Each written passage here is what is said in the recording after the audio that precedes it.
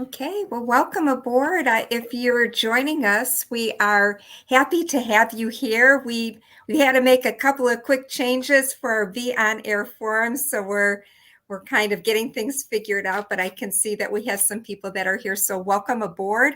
And if you would be so kind as you check in, if you could put your name and where you're coming from, whether it's a campus, one of our media schools, or from just any part of the country, put your name in the chat so we know who's here and we can start a conversation. As things happen in the live broadcast world, sometimes things just change when they're least expected. So we had some weather problems up here in Northeast Ohio, and so we had to change our guest around and get things together. But before I get started and get into that, for everybody that's here, I want to welcome you to the Be On Air Forum.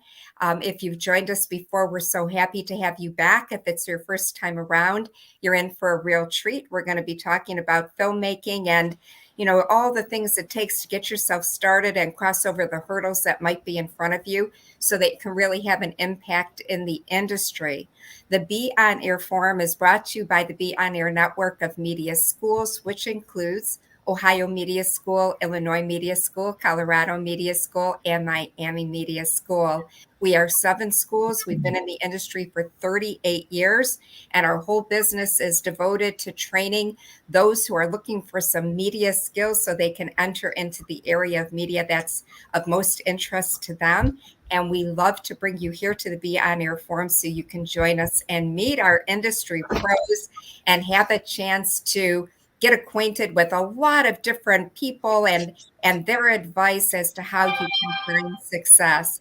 So again, if you're just hopping on, we're happy to have you. My name is Linda Lejeski. I'm the National Employer Representative for the Be On Air network of media schools. And we have a wonderful, wonderful hour in front of you. So as I mentioned, as I first came on, due to bad weather that's circulating in Ohio, Maurandis couldn't be with us tonight. We are going to reschedule him. But we hope that you're going to stick around because TJ Cooley, who is also an industry expert, is with us tonight, and Tony Lopez will be doing our moderating. And together, I think you're going to have some unexpected surprises as we join the hour together. TJ is an instructor at Ohio Media School in Columbus, but as I said, he's an industry veteran. He is a director, a producer, a filmmaker. He's very well versed in editing. He's an award winner. Recently, he was just awarded a Telly Award, which for those of you who are in the film industry, that's one of the highest honors that you can have. And so, it looks like he's got a little somebody there too. Wave hi. Hi, it's good to have you. A good support. So TJ is going to talk to you about his experiences and introduce you to the projects, the 48-hour projects, and ways that you can get more involved. And of course, we have our moderator, our most wonderful Tony Lopez, instructor at Illinois Media School. Tony is also an alumni of that same school, Illinois Media School. He is an influencer. He's an on-air host, a podcaster, a TikToker. He's part of our national branding team. Honestly, I have to tell you, there isn't anything that Tony won't say yes to. He's such a great support to our school, as TJ is. I have worked alongside TJ on many projects and have really had the joy to see the great things he's doing with our students and our alumni in Columbus and Cincinnati. And, just 2 terrific guys who are interested in helping you to advance. So without further ado, I will say, put all your questions, comments into the chat. I'll be moderating the chat. Tony will be looking at it too. Please sit back, enjoy your hour, and think about any questions you might have for TJ because he's a bastion of wonderful knowledge. Okay, guys, it's yours. Thank you. Wow, Tony, you got to follow that. I'm glad I'm not in your shoes. Wow. TJ, this happens every forum. These intros get better and better, and I just come into this like, hi. Who doesn't want that job? That's what I say. Like, who doesn't want to follow that? So take it away. Have fun. Thank you, Linda. Awesome. Sure. You're awesome as always. Thank you, Linda. To the forum. We have TJ Cooley here as our guest today. Of course, as you see, he is an Ohio Media School film instructor and is in the film industry, is a movie and TV producer. And of course, he's won a Telly Award, which we always celebrate here in our family culture here when it comes to media as well. CJ, man, welcome in. We're happy to have you. We're going to just remind our audience out there that we are going to give you guys a Q&A section in format and at the last 15 minutes of our forum. And so just get your questions ready. And if you have them, you can still write them down in the chat. We will get to it. And I know Linda will pop them up for us like that. We can answer some of your questions with our guest today, TJ. So TJ, welcome in. Tony, how's it going? Pleasure to meet you, man. I've heard a lot about you in the short amount of time that we got this going. And, first of all, you are an instructor at Ohio Media School. And we're going to get into film and all that in a second. But really, how does it feel to be an instructor? I can imagine that this is a passion of yours in regards to the media industry, and being able to teach it to students must be a treat. Yeah, that's what I call it all the time. It's a treat. I started years ago. I got close to 20 in Columbus when it was, there weren't a lot of films being made. So we all had to learn together. So it was this progress of learning how to make movies and then becoming an instructor. I started with Ohio Media School of Broadcasting, Ohio Media School for Broadcasting back in 2011, 2012. And I taught for 3.5 years there and then ran my own studio for a while. COVID happened. Then I was like, hey, what am I going to do for a job? And suddenly, this opened up. So it was nice. It was nice to teach on set and work with, brand new people, new actors, new crew. And then now I get to do it right at the beginning, right from school. Yeah. And being an instructor with you as well, seeing them come in, as I always say, like a deer in headlights, they're excited about the opportunity to get into a field like this, which is not your normal field, right? This is something that not everyone has the ability to do, or maybe the wherewith. But when you get them in the classroom, I could just imagine that, the experience of what it looks like, especially when they finish the program and graduate. That's got to be one of the most amazing feelings that you feel as an instructor.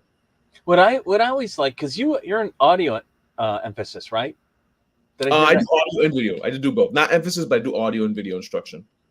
Okay. So what I usually get is, after the RTB students, the regular radio, television broadcasting students, and they're having so much thrown at them and they don't know a whole lot. They don't think they know a whole lot because every week it's this new thing and they're trying to build and build and build.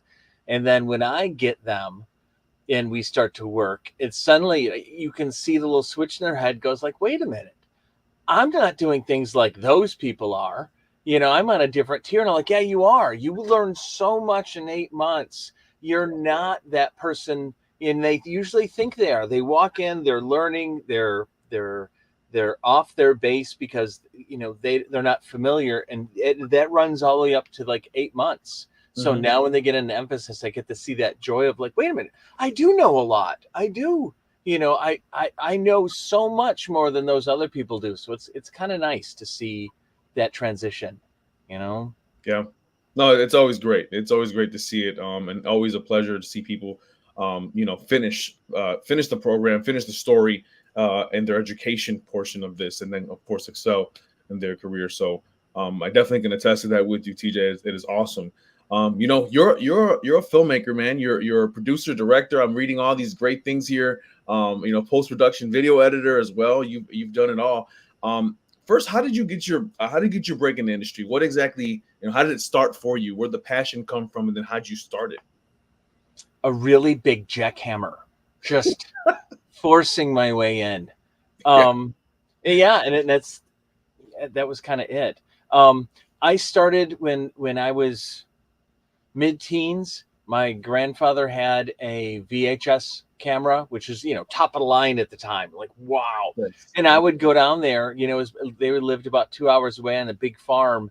And I'd go there with friends and we would make short commercials and little odds and ends. And we we had one where we came up with a guy walks out of a woods and, made some noise, whatever else. We had some guys in military gear go, hey, there's a bad guy out there. Well, we go back to that and we built a scarecrow out of hay and other odds and ends and blew it up. We put explosives in the center of it, and it tipped forward, and I'm like, oh no, the head's going to go right between the ankles. And then when it did, it fell on its face. And my father and grandfather were watching this film. My grandfather was missing a leg due to cancer, and his big overstuffed lazy boy leaped out to the end. This mid 80s, old man leaps out to the end going, boys, what did you do? What did you do? And, I had him believing, that we blew up a real person. And, that's when the bug hit me. Like, I can take images together and stitch them in such a way to make people believe, to give an emotion. And, and unfortunately, I tried to do different things. I went off and did different jobs, and, always, somewhere wanted this. And I read a great book in my 30s called The Artist's Way by Julia Cameron, one of James Cameron's first wives. And she had been working with creative blocks on people. And I did this, kind of 12-step program, whatever, and realized I'm a filmmaker. I mean, everything I went around, I was framing. I was listening to the sound, looking at light, going through dialogue in my head. And I thought everyone was like this, and no. And I was doing an IT job for a local company. I'm like, I quit. And that's how quickly that happened. It wasn't a month later. It was like, I'm done. Like, why am I doing this IT stuff when I'm really a filmmaker? And then I threw myself into it. Lots of books, this was before YouTube University. So I did a lot of studies, called up a lot of people, got myself onto gigs. Before I directed or produced, I spent 3.5 years saying yes to any gig that came my way. Whatever job it was, I just said yes, just to get on set. Movies are not an easy thing to make. And, we can even go, short films are not even easy to make, right? There's a lot of things that you have to put together, from table reads to actually getting the production done and so forth. How do you get started with your own personal project? How does that work for you? You don't have to go through every detail, but what's the first thing you do as a filmmaker? Because it sounds overwhelming when you think about it. So how do you handle it, TJ? It is overwhelming. It is. It really, really is. A lot of people just start off going like, oh, I'm going to grab a camera, grab some friends. And then what? You have these theories. You've Right. got some things you've kind of seen, but when the rubber really meets the road, how do you start connecting all these big pieces? So the way I start out is, and I immerse the students into this is, let's get an idea. Let's get a story. You need a beginning and you need an end. The middle's great. Middle helps with story, but you really need, this is the inciting event. This is where we're in trouble, or where the world changes, and what we do at the end is a solution. And that's it. That's all you need. And get rid of all the extra garbage. And then now it's really just shooting that. What's your script? And then, getting and communicating through the visuals. And it's great. Anybody can put down a camera and take a picture. I mean, we do it all with our phones these days, but can we really put up a picture that says what we want it to? Essentially, if you watch this without audio, are you going to get the same emotions? And that's the trick. And that's why we need a director of talent and a director of photography to be able to work those two completely different talents. But really, if you can just get that story, a couple of friends, and be able to tell a good story from, what's a problem to what's a solution, that's really 80% of everything. That's very true. What a big thing is now, we live in a world of streaming, right? We live in a world of series, right? The movie industry obviously is here. And we'll talk about, how it's been affected, in a bit. But I guess when you look at a series and you look at an actual film, a movie in itself, what differences are there when creating, right? Because a series is, well, it's a long-term project, right? Things shift. Of course, due to budget and storylines or whatever the case may be, you're probably going to be doing that production for a couple years, right? To where a film is completely different. You're doing one complete film. It may take a year or two to make, or three, who knows?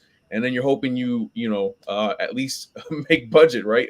Or film within your budget, and hopefully you come up on top. What's the differences in production though between making a series and making a movie? Nothing. Your movie starts with a beginning. There's something of a middle that turns things on its ear, and then the end, right? Well, that works for the series too. You need to take your 8-10 episodes, and for every episode you need a beginning, and usually tie that off with something, or tie some things off. But your overall arc, and we've seen it with series, you get to like out of 10 episodes you get to like 6, 7, where it starts to slow down a little bit. You start to, it's the same that happens in a movie. That midpoint happens, that episode 5, you're like, wow. Well, then it slows down a little bit, then to pick back up again. It's the same arc for movies, except you're doing it all. Now it goes back from that macro version down to the micro. Your film, every act, first, second, or third act also has that. There's a problem, there's a solution. There's that tying off of that. Every scene has the same thing. Every line of dialogue has that. Discussions between people. Who's winning? Who's losing? And that very well could be between a boss and an employee, or two people in a romantic interlude, two best friends. There's always somebody that has an idea that wants to push that forward, and there's always somebody that needs to follow or resist that.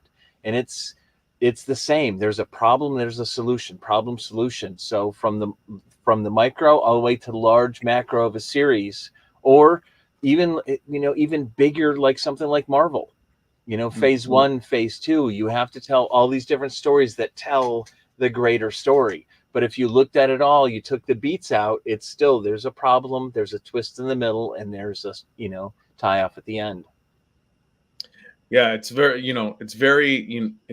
interesting to see the dynamic of it and all the work that gets put into whatever it is, whether that be the series or movie, as I mentioned. And there is, a lot of similarities, like you said, and really, like you said, probably nothing.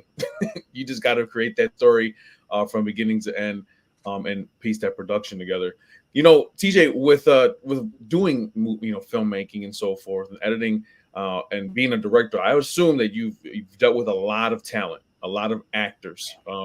What has that experience been like for you when it comes to not managing actors, but just directing actors and kind of making them do what you want in your film, right? Because you have your vision, they need to act it out, they need to put it together for you visually.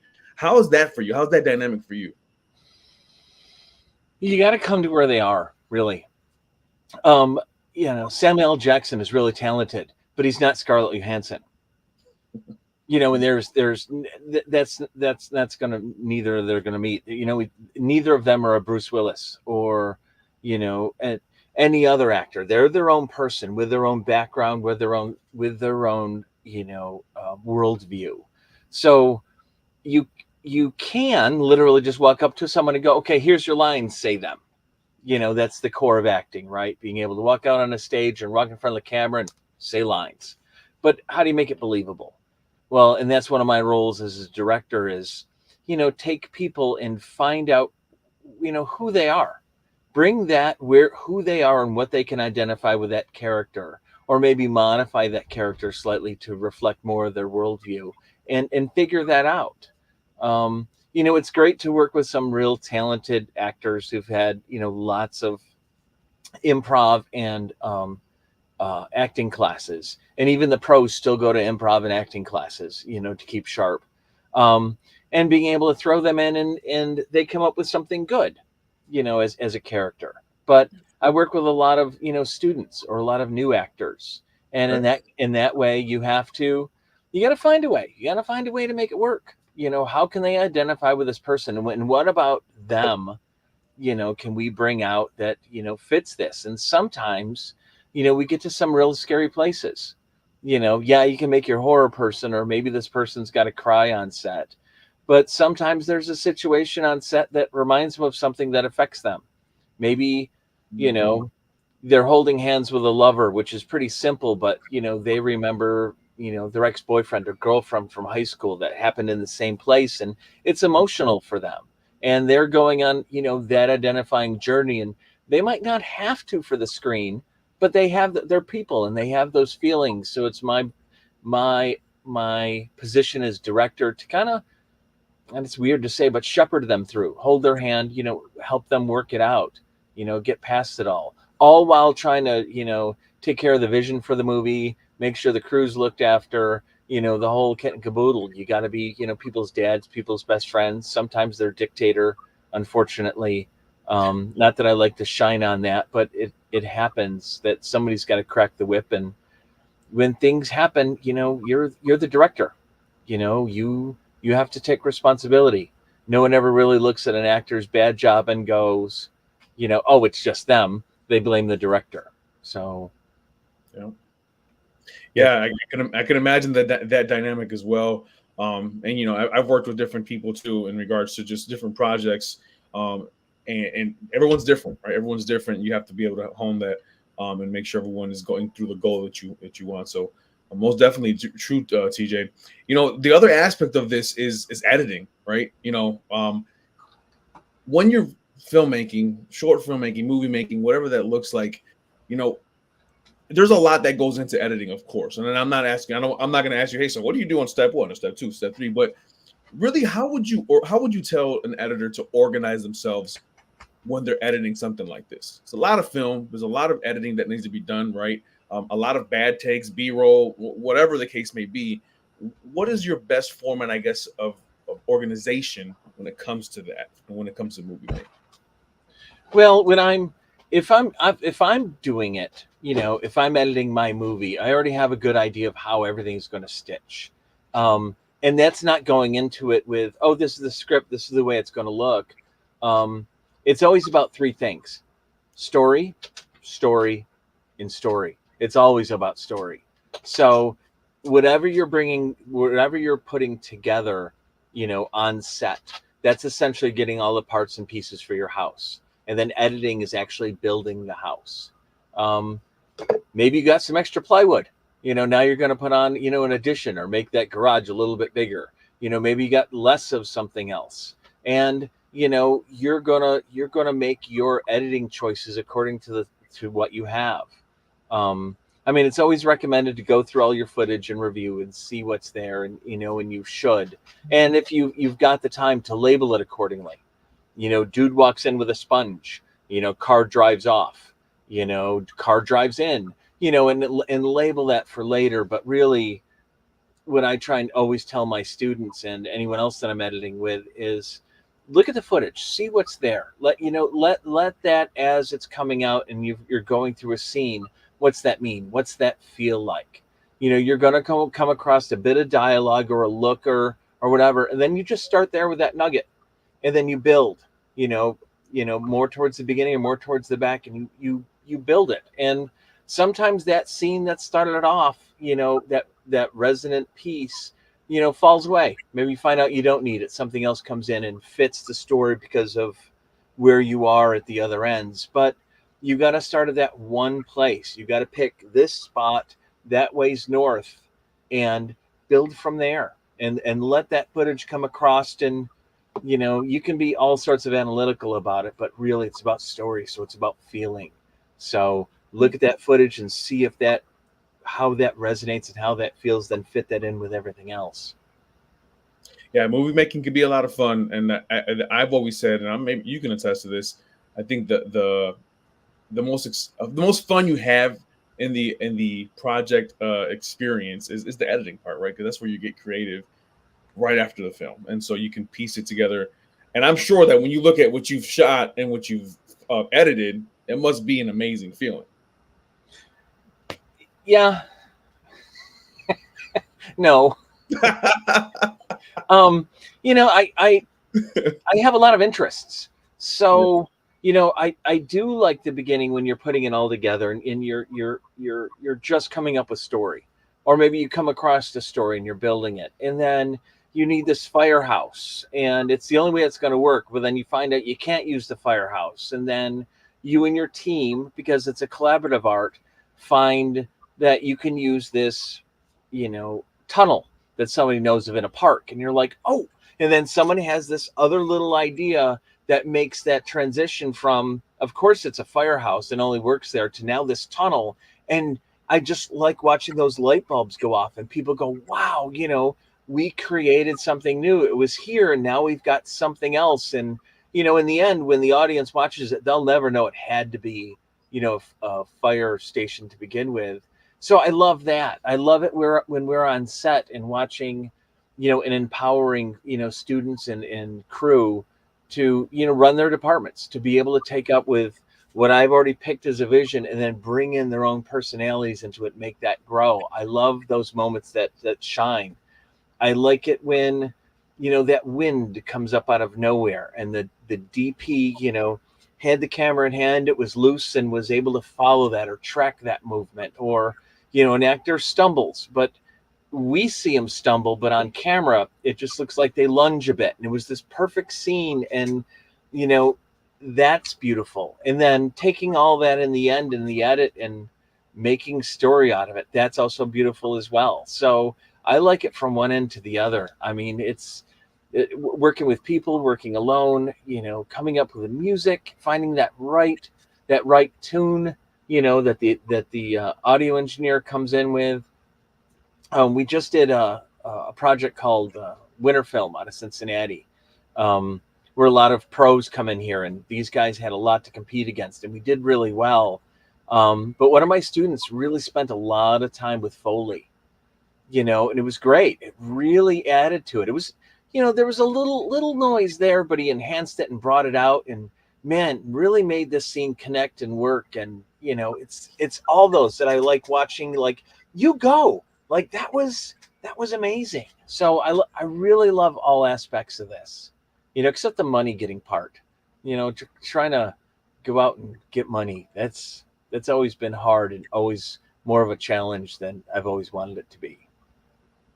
Yeah, there's an aspect of it, financial, which I was going to get to in the question after this one. But since you mentioned it, let's talk finances for a second.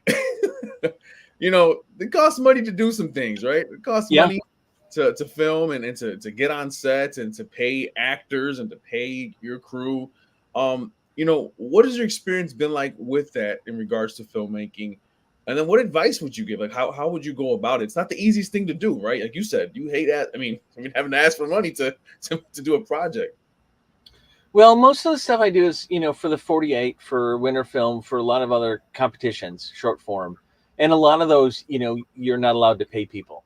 I mean, how easy would it be for you to, come in with a couple of mil, hire some, Hollywood talent, and now they act for you? Of course they're going to win. And anyone else, that struggling actor is not going to be able to compete. So you got to make it free. So that's always easy. Last year for our 48, we did a shoot with 2 World War I biplanes and 8 reenactors. We did this period piece thing with that was black and white. Mm-hmm. So, we brought in airplanes. And everyone's like, airplanes, are you, how much money did you throw at this? Well, those old biplanes, they're not jet engines. They work off of regular unleaded. We went through maybe 20 gallons of fuel. What's that cost? $50 each. Yeah. And the pilots, they want to fly. So I didn't really pay any of that. They did, because it was an excuse for them to fly. These reenactors, they spend thousands of dollars on their uniforms. They want to show it off. They really want to embrace that and be able to make, everything is accurate. So I fed them. I didn't spend thousands for wardrobe. I didn't spend thousands for airplanes. I found people that really wanted to do it. So yeah, I probably went through 1,300 in food, feeding all the crew, feeding all of them, over 48 hours. You figure there's, 3 dinners in there, 2 lunches, 2 breakfasts. There's a large chunk of food, with a large group of people getting all this going. Safety people, wardrobe people, makeup, that kind of thing. Then students, students are always hungry. So yeah, I made that work. The airfield that we're at was a friend of a friend that let us use his house and airstrip, and had the perfect place for it. So, you find a way to make it work. You find a way to make it cost effective. Now, oddly, when I did find a paying client, which is the first time in many years, I won a telly, because I was able to take real money and put it into real things and, make something happen from it. But that, we did it for an airline. So I couldn't have bought or got an 787 for free. I kind of need those things, to make it accurate. But, we were doing a safety video. So, how could we have done this in a different way if I couldn't have done that? What's a cheaper way? And that's it. It's really just, what's your budget, and how can you make that right? As I mentioned earlier, you need a fire hall. You can't get one, but you have a tunnel. How do you make the story work? How do you make that work? Because shooting in a park is going to be a lot cheaper than, renting out, a bar or a restaurant or, a fire hall. So you make this, it's about story. And as long as you stay dedicated to that, you can find a way around your money problems. We're talking to TJ Cooley, an Ohio Media School instructor, film instructor, and also a filmmaker and editor. And Linda listed the names of everything that you've done. Pretty awesome here. Just a reminder for everyone out there, we're going to get to our Q&A section at the 6:15 mark Central Time, 7:15 Eastern Time. And if you are on the West Coast, of course, it'd be 5:15. But we're going to get to that in a bit. I wanted to ask you, TJ, film festivals. It almost seems like a precursor to getting to the big leagues of sorts. But I know many professionals that are still in film festivals, making a lot of money to the novice level. How important are film festivals, you think, when creating film and being able to present it? I'm glad that's not my dog. He came in earlier and he's just laying there like, how come you're not paying attention to me? And I'm like, oh man, just so film festivals are huge. These are your people. If you're making horror, you're making drama, you're making whatever, these are also, your people, as in, they're also struggling as well. They're also learning as well. They're also trying as well. That's a place to go to network, to build up your network. It's great that you have your people, but you might be at a festival and find a better writer or find a better cinematographer. Oh, hi. Yeah, I mentioned you. Yeah, I know. To be in your festival, to work your network, that's hugely important. Everyone looks at, J.J. Abrams or, Steven Spielberg or anybody else and go, oh, it's just them. Well, that's just like looking at, oh, come here. Come here. No, I mean, come here. Come on. No, don't bark at me. Come on. Come here. Come here. So that's like looking at, Bono or, Taylor Swift and saying they're the only ones. No, there's a whole huge group of people behind them. There's managers. There's the rest of the band. There's, if you pay attention to a lot of the J.J. Abrams interviews, he's got his 5 buddies standing behind him somewhere, usually in dialogue or whatever else. He heard a buddy. It's okay. He's like, okay, I've had enough. Chase me. So yeah, I mean, it's the going to a film festivals, not only to show your work, but also network with other people, get to be known, get to find out who the talent is out there. It's immense for that. And yeah, you can go in with your feature and make some money and sell it, whatever have you. Come on, get out of here. Oh, no worries, it's okay. Go. As TJ's with his friend there, TJ Cooley is here with us, of course, on Ohio Media School film instructor and Telly Award winner, as you can see. and has a buddy that wants to talk to us as well. He does. He's like, yeah, it's just a dog owner. Yeah, yes. I know. That's awesome, So man. yeah, festivals are hugely important, but they're not. To go in with that dream of, oh yeah, I made a movie. I'm going to be in a film festival, and I'm going to, burn the world down, because I'm all important. It's not about that. It's really about networking, getting your word out, getting, networking, which is immense for this industry. Yep, I use that word every day in class. Networking, networking, networking. You need to ask people what they're doing. It's not you being nosy. It's just a potential opportunity. You never know. And that can lead to all these gigs, and what you mentioned as well, especially in the film industry. When it gets to people knowing people, it's huge. So I totally attest to that 100%. TJ, we're gonna play a game with you in about 5 minutes. So I want you to be ready to have some fun. Okay. You can Okay. Loosen up. I'll put on my fun hat. I'll let you know when to put it on. Don't worry. We're gonna get to that in a second. But before we have some fun, I want to get slightly serious here in regards to, this industry is not the easiest thing, right? I mentioned it in the very beginning. It's not your normal industry, right? And there's a lot of rejection that happens, right? There's a lot of rejection that comes through from job opportunities, working with different people. You've been in the industry for a long time. How do you handle rejection? How have you handled rejection? And what do you do to cope with it and then move forward? Because that's essentially what we have to do, right? We got to keep pushing that limit there. How have you handled that? A fifth of whiskey, and when it's done, I move on. That's good. Good. Not that I advocate alcohol to solve your problems. I do not. Me neither. We're just talking about rejection. Yeah. It becomes easier. I mean, it's being as wide as this is, one of the there was a Tony, another Tony. There was a famous, he's a famous sales guy.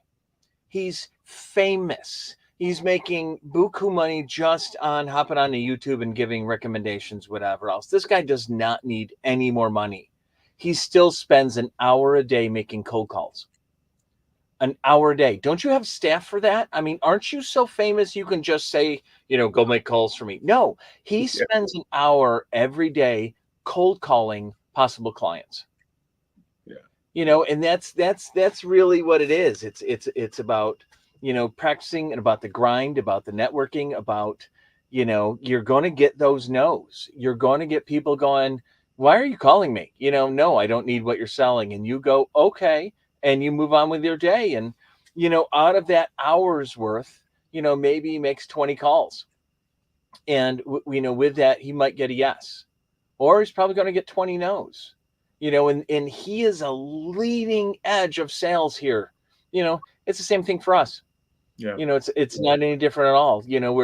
We're not, especially with actors, you're not in charge of what the directors are doing, what the producers are doing, what any of the staff is doing. You might feel that you go in and you knock that, audition out of the park. Well, maybe they've already fit that role and you come in and you gave it a little something else. Maybe they're already, have their minds made up, went along there. You don't know. You have no idea what they're really after. You just go in and give it your best and you'll get to know. You'll come across things where, there's no way that they're going to talk to you about this project. And next thing you know, they are, and you're not prepared for it. Yeah. You're going to meet that one person, that one actor is going to come around a corner and go, hey, I saw you on screen, at a festival, and they're famous. And they're like, I really liked it. And you're going to go, yeah. And because you're not prepared to take it. So, take it with a grain of salt, get past your bumps and bruises. The faster you get past that, the better the rejections are, and it's because it's not about you, man. It's just not about you. It's the rest. Everyone else has got their agenda. So just take it and move on. And as far as festivals go, you can submit your stuff to a festival, but maybe that's not their thing. Maybe we just made one for the 48. It's a tearjerker. If this film festival does a lot of comedies and you didn't do your research appropriately, of course they turn your movie down. You know, that's not their shtick. They don't want to. They want to do all comedy. They want to hear laughing. They don't want to hear, you know, tear jerking. You know, people crying. It's Yeah. not their shtick. So, you know, maybe your version of horror isn't it, or it's too horror, or not horror enough. But you know, there's enough festivals out there worldwide for you to find your niche and, you know, get that yes. Absolutely. You know, COVID was huge. COVID affected the industry in so many ways, and you know this out of all people, TJ. For two parter for you for me here. From me, sorry. First, you know, how did COVID affect you when doing work, and then two, how has it changed the movie industry? I mean, because I'm sure you know things aren't the same after 2020 when it comes to production or just maybe limiting you know things that you can do or making things easier and budgeting and so forth. How is all that? And the first one obviously is you know how did COVID affect you?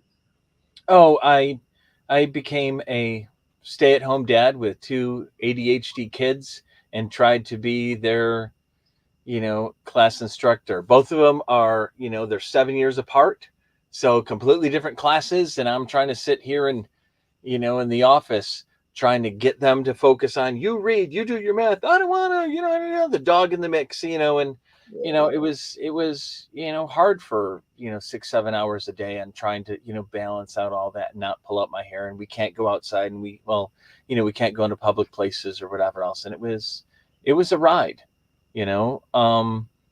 But I, you know, at the same time, you know, I'm a filmmaker, so I write.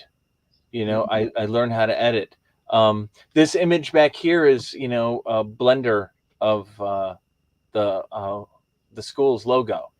You know, I had most of it and I wasn't happy with it, so I rebuilt it and then did some After Effects with it. Then I was like, huh, why don't I just bring this into Blender and make a 3D one out of it? So, you know, I tried to keep my skill sets learning. You know, I you know, go through old books. You know, try and relearn things. You know, and re-educate. You know, and stay with it. We talked about a couple of projects, and I think we worked on some other some 2 or 3 projects during the middle of COVID. You know, trying to stay safe, wear masks, wear gloves, you know, sanitize everything down, even afterwards.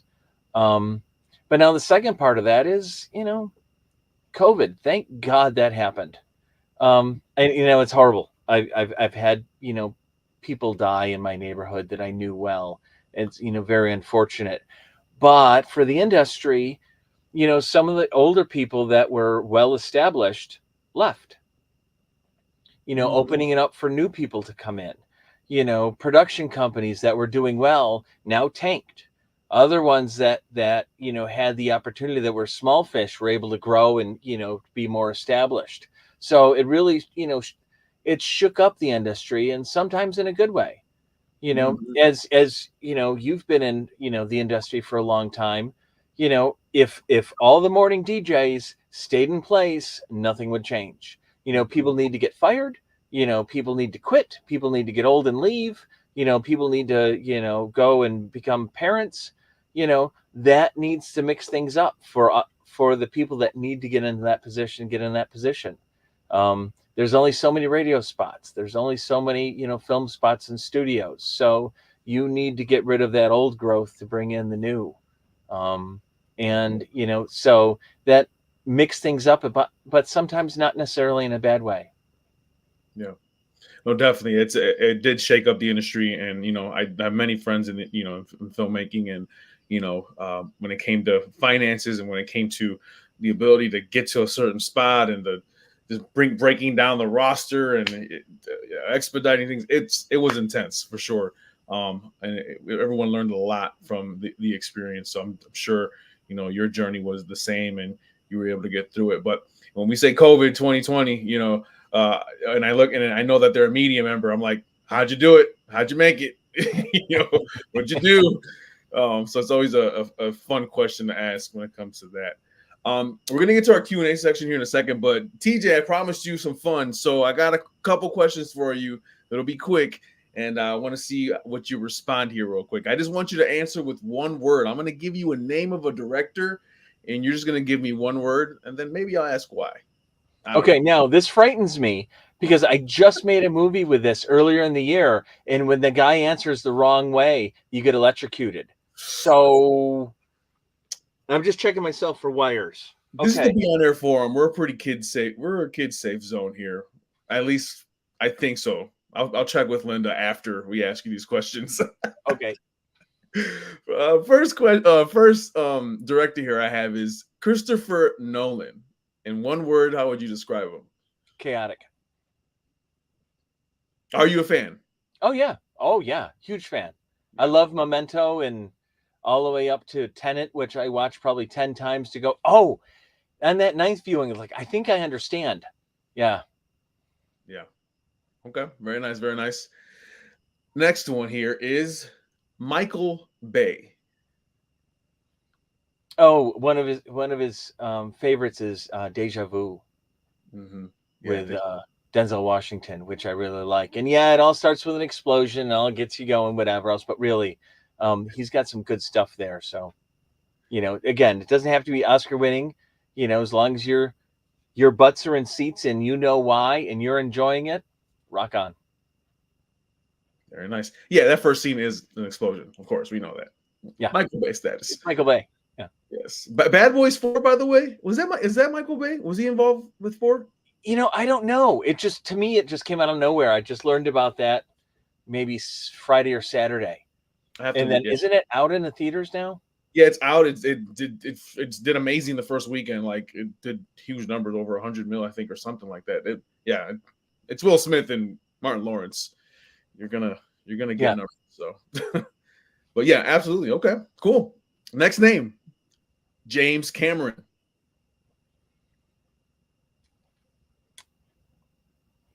One word? One. Can I have hyphenated words like too organized, too strict? Yeah, that's too organized. Were you a fan of the Avatar films? I like them, but I probably like them more from the technical aspects of what he was doing. As far as retelling Dances with Wolves, hey, that's okay. It's kind of too soon, but really that's what it was. But I did love the technical aspects, watching all the behind the scenes and watching it as it was being made and the things that they were doing. I thought, I'm a geek and I love that. Okay. Jordan Peele. Oh, wow. There's some talent right there. To think they spent all that time with comedies, whatever else. And the truth is, there's very little difference between comedy and horror.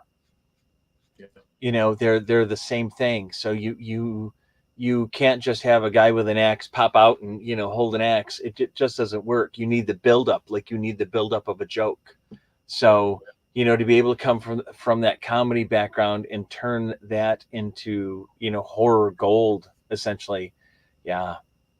It was amazing. When he switched over and started doing a film, I was like, I mean, you knew it, you can see it in the skits with Key and Peele and all that, but really to see it in at full throttle, it's like, wow, okay, this guy's good. So I remember the write-ups from like, oh, come on, comedy guy doing horror, this isn't going to work. It isn't, whatever. And I'm like, well, I don't know, maybe I'd really like it to work. And oh boy, did it. Wow. My favorite is still probably Nope. Yeah. Yeah. Okay. All right. One more here. Well, there's a couple of names you can't leave out the list, but this one I can't leave out the list just because I can't. And that's Steven Spielberg. You may have to use more words for him. Well, it's ballsy.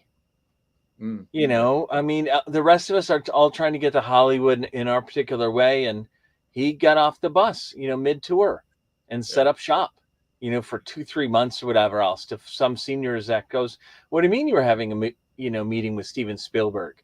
Who's Steven Spielberg?" I'm like, "Oh, that guy," and who's in.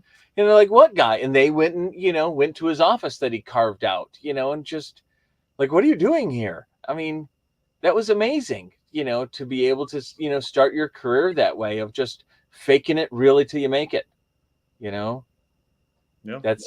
and he could have been a one shot wonder like so many other people are, make 2-3 movies and crash out, but he's managed to stay consistent and on top of it, the whole entire time. So, Well, you didn't get electrocuted, so thank you for playing the game. We thank are, you. we're going to enter our Q&A section. Now I think you can see the questions on the screen, correct? Am I right? do. Okay, awesome. So I'll just read it here for you real quick. This is from Calvin Beeler. He does say, TJ, what is your opinion on John Singleton, a talented director gone way too soon? I'm not familiar with John Singleton. I probably am with his work.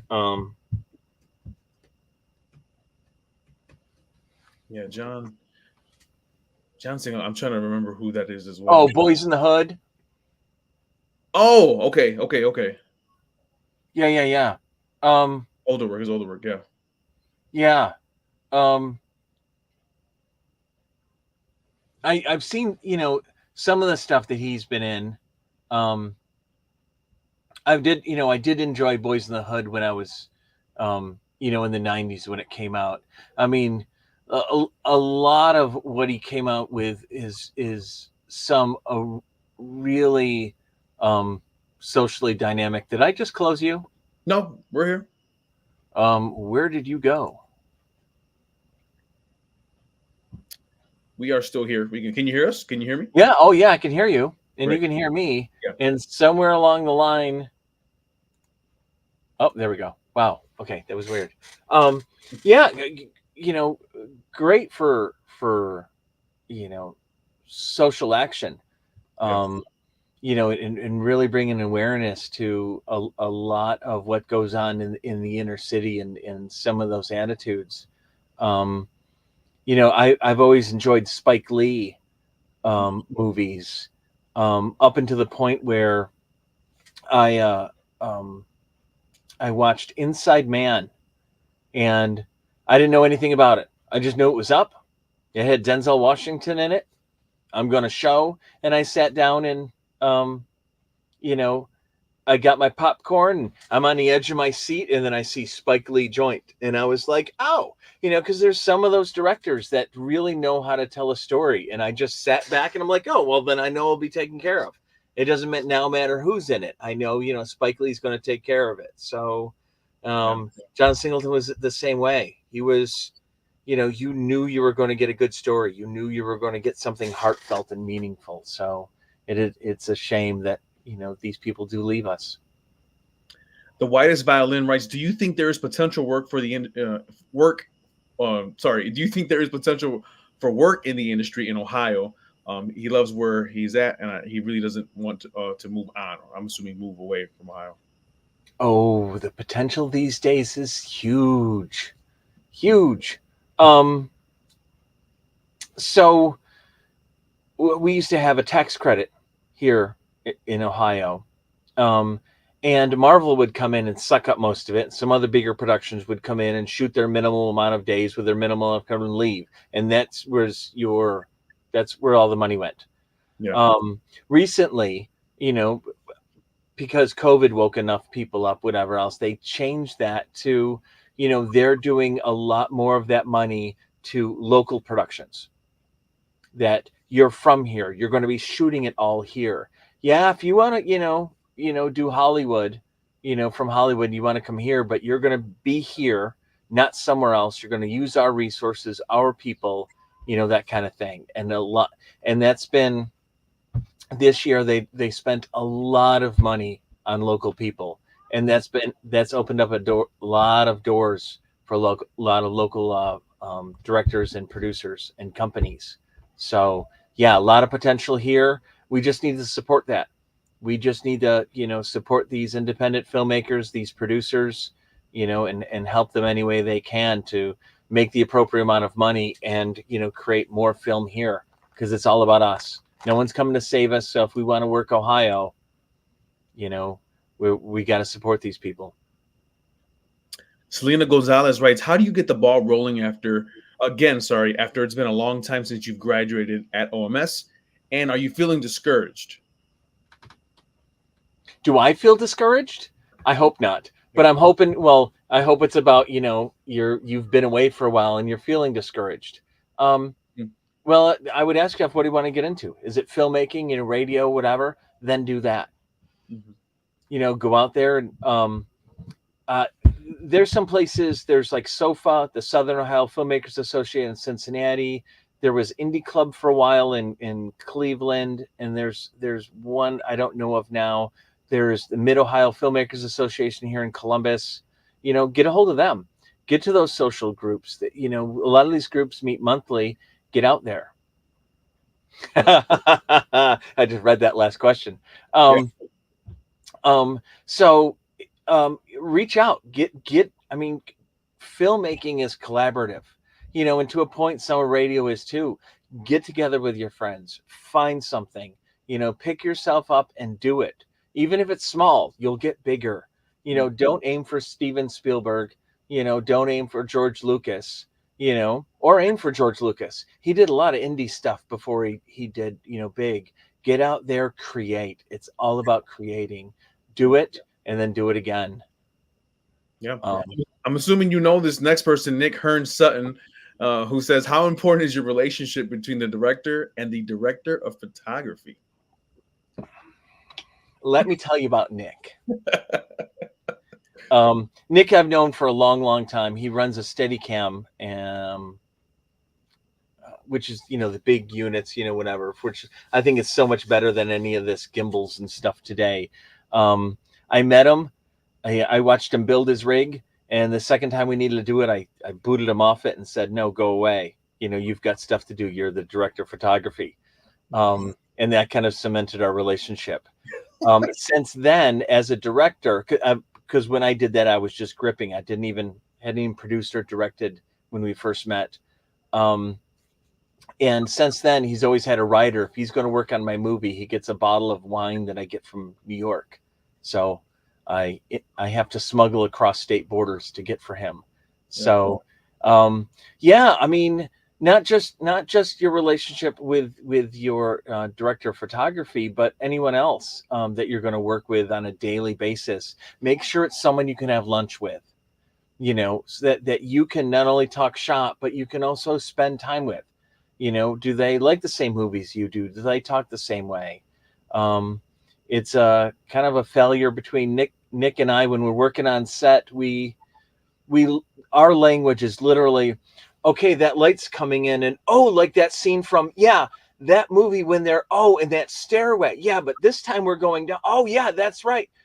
And we walk away, and everyone stands around us going, "What did you guys talk? What?" And that's our shorthand. We do have lunch together. Do we eat together? He's out of Cincinnati, I'm in Columbus. We visit each other. We're a lot of times in a lot of contact. We talk a lot. So, we understand where each other are coming from. And that's important when you're really working with other people. And especially if you're directing and that's your director of photography, to be on that same page, to be able to communicate, to come up with, beautiful work, to tell that story. Looks like your people are continuing to chime in. We got Bob Cohen, who writes, TJ has many colleagues and fans in Mansfield, and we are all very proud of him, particularly his recent Telly Award. Tell us more about the award process, TJ. You apply, and then you grip your butt and hang on. I applied almost at the last minute. And then, I believe in that work. I believe in the work that I did. Again, I had a paying client. There was money there, so I was able to take that money and put it in all the right places. One of the people that I hired was Nick, is my cinematographer for that project, and that way I had less to do. I could really focus on what I need to, and Nick can worry about his thing. And again, we worked on airplanes. We worked on a real tarmac. We worked in a lot of places that weren't safe. And you need to trust your crew. So, but we did come up with a great project, and we're able to put that forward. And, I believed in it, and we went for the award. Now that's in, now that we won, well, it was 2 weeks of shock. And again, I probably should have just went with that fifth of whiskey and just moved on at the end of it.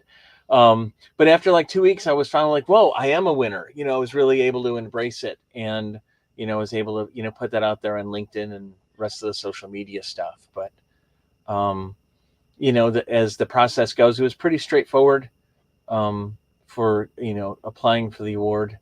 The rest of it is just the aftermath. So of is waiting, and I almost completely forgot about it until the list came out.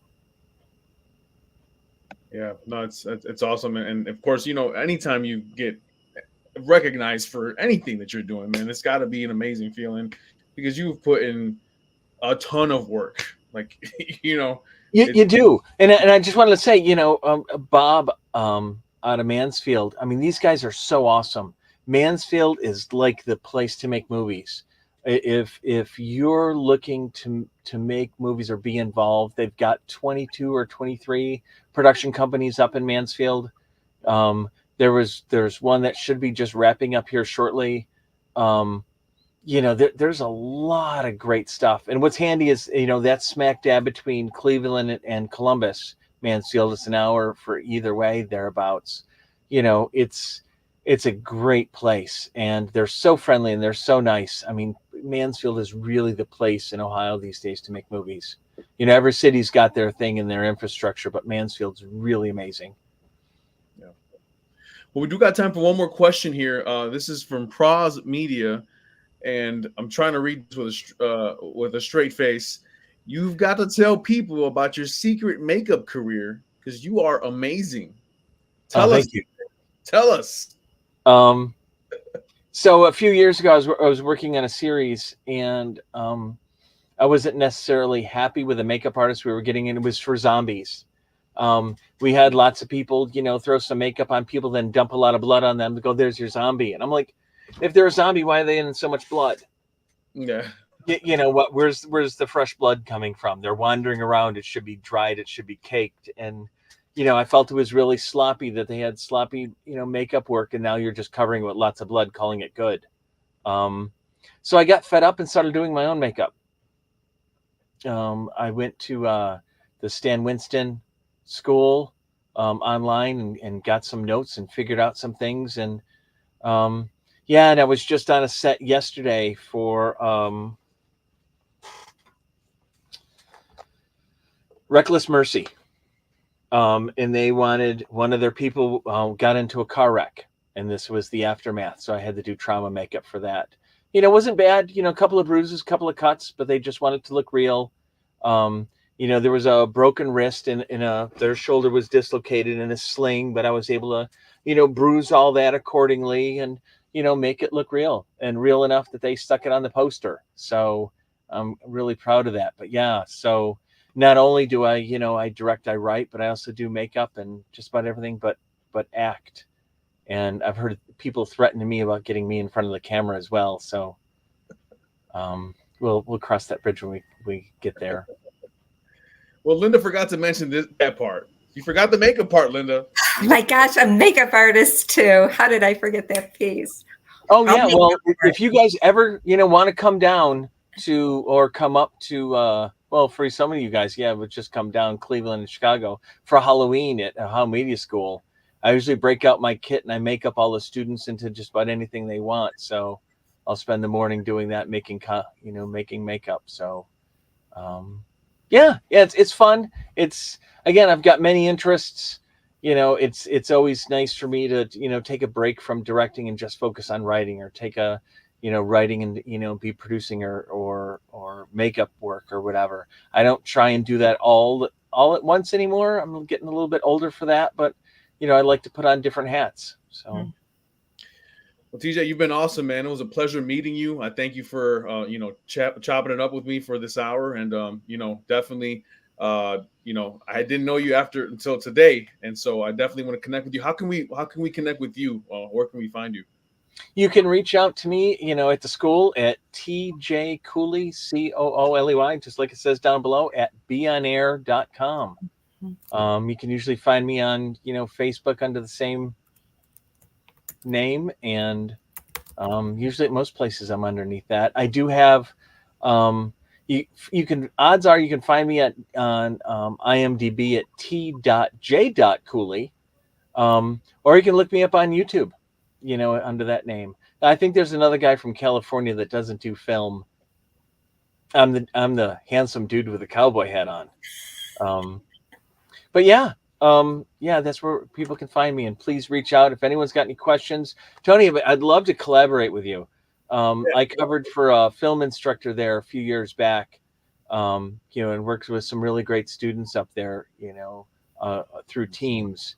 But I would love to be able to do stuff. We're always looking for music. We're always looking for people. We're always looking for, shooting, whatever else. I wouldn't mind, collaborating across campuses. I think that would be kind of cool to make a movie or a project, involving a couple campuses. Absolutely. I know Yeah. Linda likes that idea a lot. Oh yeah. Just not Cleveland. Love it. I'm like so excited. I think we probably could go on all night here. It's so easy to listen to the two of you, and always such good advice on the forum. And I encourage those who are here to reach out to TJ. You can catch him on LinkedIn. You can catch him on Facebook, Insta. I think you're on everything, really. And Tilo, Tony, he's a great bastion of knowledge too. Our instructors are exceptional. They're industry pros, and that's what makes them so very special. They're not just talking on subjects, they're talking about subjects that are part of their life. So thank you both. It was a wonderful, wonderful hour. We're going to have this up live on YouTube probably in the next couple of days, so be patient about that. And we look forward to you joining us on the next episode. And tomorrow, if you look at LinkedIn or Facebook, I will be talking about this episode. So we appreciate you all, and we appreciate your guests that you brought in with you tonight, TJ, as well. You are awesome. I say it about both of you. It's about that time. He's going to start pulling out his hair going, yeah. Hey, this is one of my favorite things that I do, so I hope you enjoyed it too. We did. And thank you, Tony, Linda. Thank you for letting me come on. I know it was all kind of last minute, but I enjoyed myself. Thank you. Oh, you're an excellent guest. Thank you for your time tonight and your commitment. So You said you got the hat. Yeah. Oh yeah. I actually don't have any hats with it. I mean, the best one here is just... That's fine. Oh, you're a DJ guy. An on-air guy. I got a VR, we go. can throw that on. Wow. There you go. That's pretty cool. I don't have any, oddly enough, I don't have any of my hats here. So that's a pretty cool toy. You're good. Hey, you guys, this was awesome. Maybe next time we'll have some time to show some media that I can bring in and whatever else. But I'm here. Linda, anytime you need, you let me know. We look forward to having you return. So thank you again for filling in. You were a great fill-in, and you're a great front of the aisle guy. So appreciate that. Everybody have a good night. And to my webinar folks, stick around. Okay? Thank you. Good night. Good night. Okay.